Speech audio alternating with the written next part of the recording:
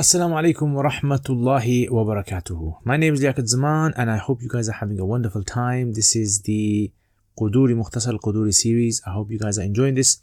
Let me know what you guys think of this series. If you guys have not subscribed yet, I suggest you guys subscribe. Press the bell button as well. And inshallah, without delay, let's continue with this thing. So, Bab al-Anjas. This is from the word najas or najasa, plural. It means filth, physical filth.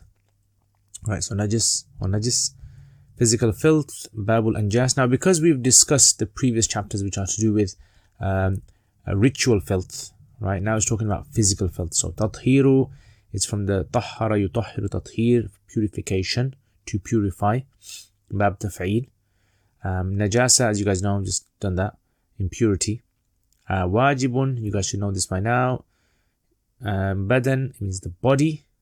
Musalli means the one who is praying, person who is praying salat. Thawb, it means, as you guys know, clothing. Al-makan is from kana yakunu, the place. Yusalli is fi'al, salla yusalli, which means to pray salat. The Jews, jaza yajuzu, to be jaiz, permissible.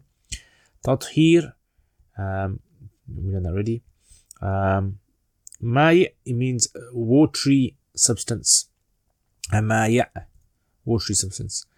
Tahir means clean. Yumkin, right, is from the word amkana yumkinu. Imkan means to be possible, plausible. Izala, it means to remove, to get rid of, obliterate. Kal khalli, khal, it means vinegar. And ma'ul ward, ma means water, ward is a rose. Yeah, rose water. Asabat is from asaba yusibu, isabatan means to become afflicted. Something is affected or afflicted by something. Al-khuf is the leather sock. Najasa is impurity. Laha jirmun, so jirm is something that has a perceptible body, physical body. Jirm, perceptible body, like, you know, some small little thing like stuck on dry feces or something like that. It's a perceptible body. Jaffat, jaffa yajifu, means to become dry, dry up. And dalaka yadluku, it means to rub. Dalaka yadluku, to rub. And the ard, you guys know what ard means. Don't have to explain that, hopefully. And salat, we've done that. Alright, so these are the translations of the words. And now let's do the tarkib. Now, some of you guys have said to me I should carry on the tarkib, but I am trying to think now, shall I cut down the tarkib and just focus on meaning of the texts? Okay, let me know what you guys think. If you guys have shown interest in the tarkib, bab is mudaf and jas is mudaf ilayhi, put that together, it becomes khabar, and then you have hadha. And I've mentioned this before several times when we started chapters. Tathhir is mudaf and najasati is mudaf ilayhi, put them together, it becomes mubtada. Wajibun is the khabar, min is jar, badan musalli mudaf ilayhi, becomes the ma'tuf alayhi. Waw is ataf. Thawb is mudaf ilayhi, becomes ma'tuf. Waw is ataf. And makan is the ma'tuf number 2. Alladhi is mawsool. Yusalli is the fi'l plus the fa'il. Alayhi is jar majroor.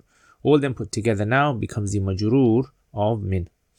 Waw is isti'naf, new sentence. The juzu is fi'l. Now, personally, I think this should have been yajuzu, right? Because the tathhir is the fa'il and that's mudhakkar, masculine. So it should be yajuzu, right? So I'll just put yajuzu there. Next, tathhir is mudaf, najas is mudaf ilayhi, bilma is jar majroor, and it's the ma'tuf alayhi. Waw is ataf, b is jar, kul is mudaf, ma'in is mudaf ilayhi, and because the mawsuf, tahirin is the sifa, first sifa. Yumkinu izalatuha fi'l, izalatuha mudaf ilayhi becomes the fa'il. All of that becomes the sifa of tahir. Alright, or may. Jar majroor there. All of that now becomes the ma'tuf of the ma'tuf alayhi. Kaf is jar, khal is ma'tuf alayhi, waw is ataf, ma'il wardi is mudaf ilayhi, becomes the ma'tuf. Right? All that becomes majroor of the jar. Waw isti'naf idha is dharf shart. Asabat is fi'l plus the fi'l, rather only fi'l. Khuf is the maful bihi. Najasatun is the mawsuf. Laha jirmun is khabar, and jirmun is mubtada muakhar, and all of that becomes the sifa of najasa, that becomes the fa'il of asabat.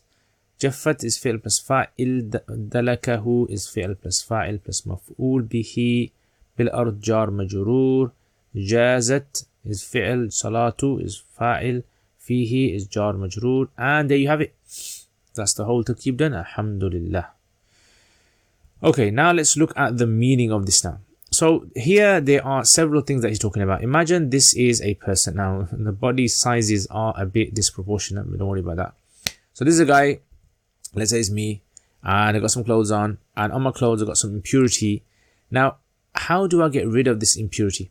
That's the question I want to know. How Islamically can we get rid of it? Can I just spill water on it? Is there any other way that I can get rid of it? So when we have clothing on, this impurity has to be removed for prayer. So when we pray salat, basically that's the only reason that we need to remove impurity. Okay, so for prayer you need to remove impurity from for salat, and that's why it's considered to be invalid if you have impurity on your body and you pray salat. So we got to remove it. We've got to get rid of it, and it's wajib to get rid of. So what do we have to get rid? What do we have to get rid of? So we got to get rid of najasa that is on the clothes, that is on the body, and that is on the prayer area that you're praying. So let's say there's a prayer mat and there's impurity on there. You got to get rid of that.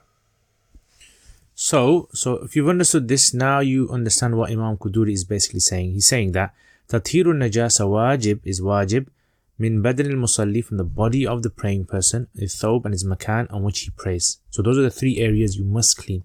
Otherwise, salah is not going to be considered to be accepted. So the next question that's naturally going to come is, what kind of substance can you use to clean this najasa?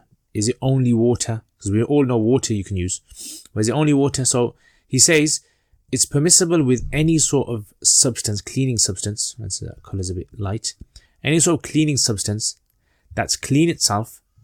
Yeah, so it has to be some liquid substance that's clean itself. It's watery. It's clean itself, and it also removes impurity. Right, so as long as it's got these three characteristics, you can use it to clean impurities. Right, so for example, then he gives a couple of examples. So water you can use, right? You can also, he says, use vinegar because it's watery, it's clean, and it's also a cleaning substance. Even though vinegar originally is made from alcohol, right?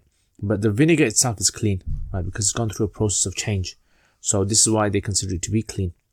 And number three, or the other one is rose water. So if any of you guys have ever seen rose water before, you can Google it, you can find it.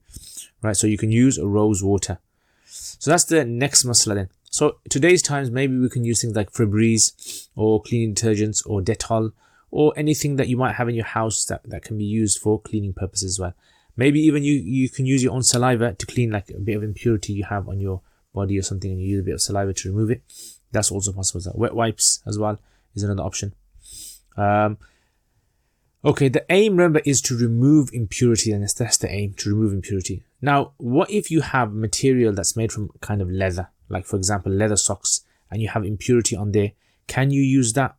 How do you clean that? So we know you can clean it with water. So let's say this person's got leather socks with some impurity on the urine on there or something, or not urine, like feces on the dry feces.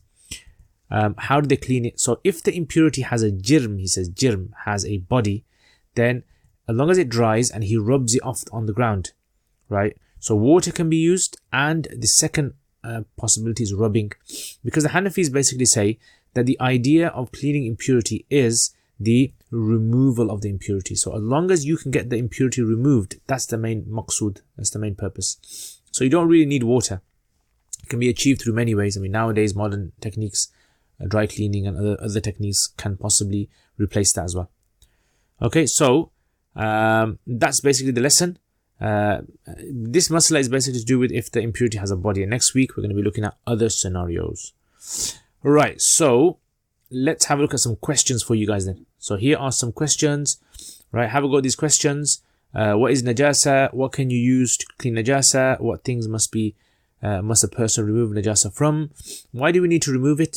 And give some examples of substances which can be used. How does a person clean dried impurity which has a perceptible body from leather materials? Okay, so Jazakumullah khair. Thank you very much for watching this video. Patrons, Jazakumullah khair. May Allah reward you immensely.